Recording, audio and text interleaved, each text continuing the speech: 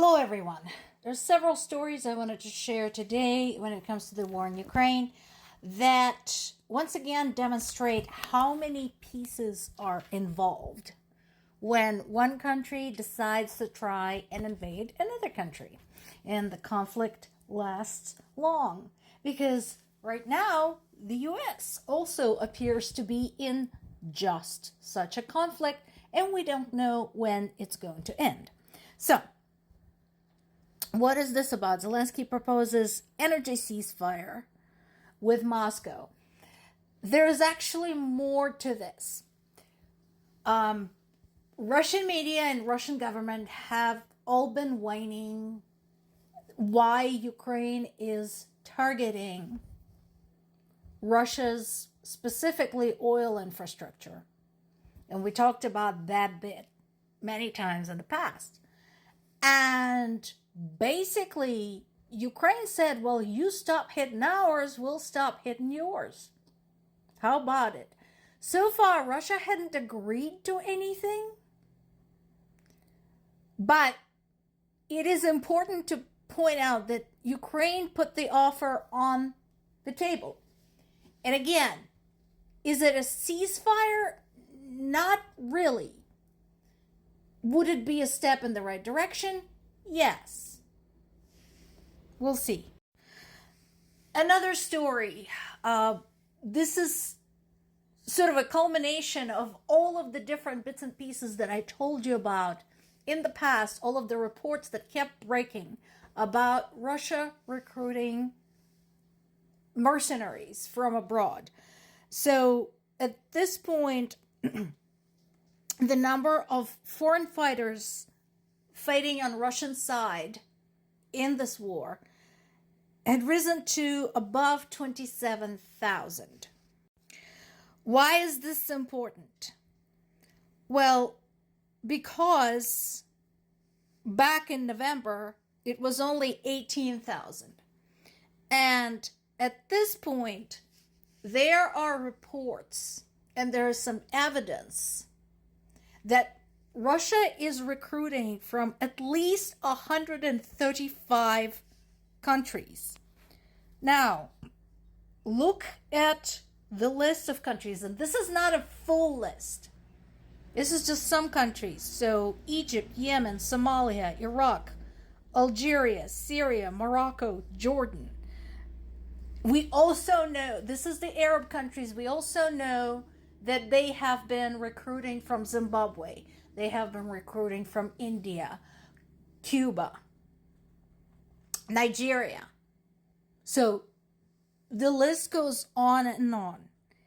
And pretty much the standard operating procedure is to promise these people something. Now, some of them are actually professional mercenaries. So they're available for hire to anyone. Russia just happens to be the one hiring. Some of them are not. Some of them are people who are just looking for a better job, better pay, better living condition, and that is how they're getting sucked into this mess. Now, another thing that this article in Kyiv Independent mentions is the I Want to Live project, which encourages foreign fighters on the Russian side to come and surrender to Ukraine. Because they are bound to realize the mess that they find themselves in. And they're bound to be safer in Ukrainian custody than they are anywhere in Russia. There are already hundreds of foreign fighters in Ukrainian custody, and they're getting to be more and more. Now, some of them are captured, and some actually surrender. And that tells you something. Now, the discussion about Ukraine's drone war superiority continues to go on. What is this about? Rheinmetall and the West, why they don't get it. So what started all of this?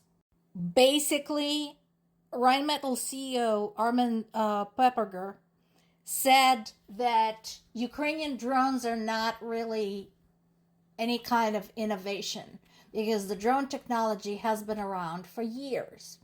And what this article talks about is basically the difference between the industrial innovation and the battlefield innovation. And they're giving Rheinmetall credit where credit is due. Good on you. You're a big company. You're making weapons that perform very well. Fantastic. However, that all is industrial innovation. That is the stuff that comes about through a normal product development process in peace and quiet.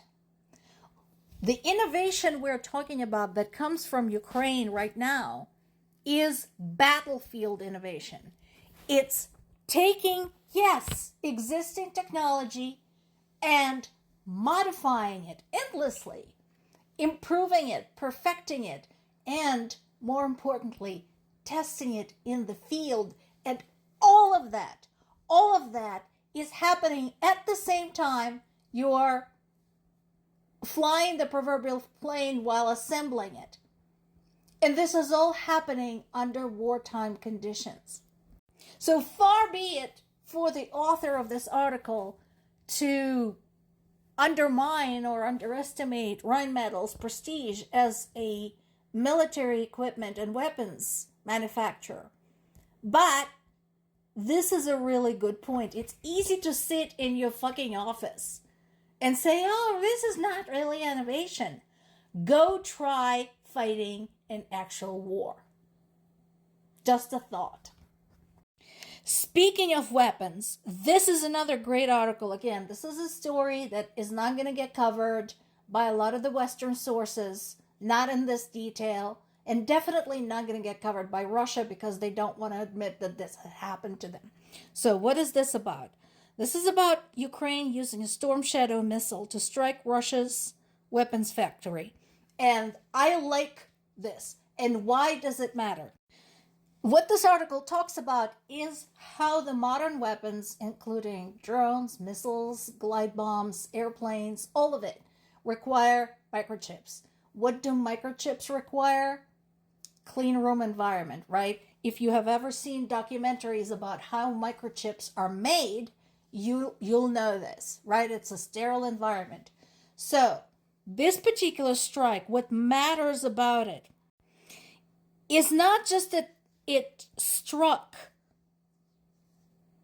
this particular factory, because Ukraine had struck even that factory in the past, but those were surface damage type of strikes. This particular one, the one that produces microchips for cruise missiles that have been so terrible and damaging, this one got struck with Storm Shadow cruise missile, and that is a missile that sticks, so it strikes the building, right? It goes into the building and then it blows up. And that is why this particular strike was so important.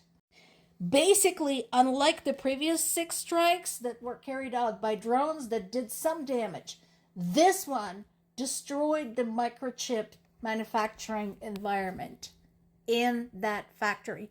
Basically, for this factory to be operational again, they'll need to rebuild it. Meanwhile, the war continues. At least 4 people were killed in the Russian strikes today. And there were also 36 people wounded. Once again, the massive strike, including Iskander missiles and drones, included multiple regions, such as Donetsk, Kherson, Kharkiv, Sumy, Dnipropetrovsk. More to come.